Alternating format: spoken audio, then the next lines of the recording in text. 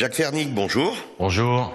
Alors dans un communiqué, vous rappelez la spécificité alsacienne en ce qui concerne l'écotaxe. Elle avait fait l'unanimité et c'était il y a 9 ans, donc très déçu aujourd'hui par vos alliés socialistes. Ah, tout à fait. Je veux dire, c'est une vraie arlésienne, cette affaire. L'Alsace subit le contre-coup des bons dispositifs suisses et allemands. Les Suisses, c'est depuis les années 90 la redevance prestation poids lourd. Les Allemands, c'est la LKW Maut. Et l'effet pervers, bien évidemment, comme l'Alsace n'est pas en phase, vu sa situation transfrontalière, c'est qu'on a des hordes de camions qui déferlent sur notre plaine d'Alsace pour éviter ces taxes. On avait trouvé le contre-feu, c'était la taxe poids lourd expérimentale alsacienne. On était conforté par la généralisation nationale qui avait été décidée suite au Grenelle de l'environnement. Le problème, c'est atermoiement, report. On avait renoncé à l'expérimentation alsacienne il y a quelques mois en nous disant la généralisation nationale arrive, donc comme c'est imminent, c'est inutile d'expérimenter quelques semaines avant. Eh bien aujourd'hui, jeudi, la généralisation nationale ne viendra pas tout de suite, alors l'expérimentation alsacienne redevient d'actualité, il faut y passer, on y est prêt. Oui, vous le dites, l'Alsace devait être pilote pour cette mise en œuvre de l'écotaxe bien avant sa généralisation. Aujourd'hui, vous réclamez à nouveau cette expérience, mais est-ce que c'est réaliste et possible rapidement ? C'est réaliste et possible parce que l'Alsace y est prête. Les portiques sont en place maintenant depuis bien longtemps.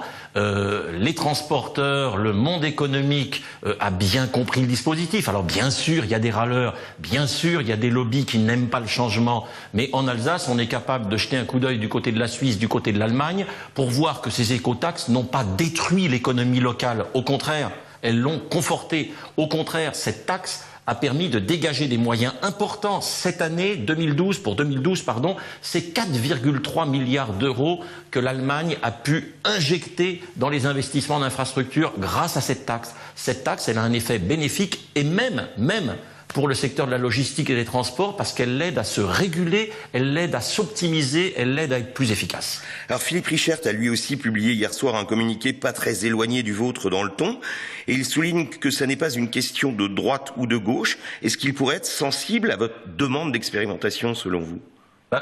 Aujourd'hui, je dirais, je suis optimiste quant à cette possibilité parce que j'ai entendu Yves Bure, qui était le père de l'amendement alsacien. J'ai entendu Jacques Bigot, socialiste, président de la CUS. J'ai entendu Philippe Richert.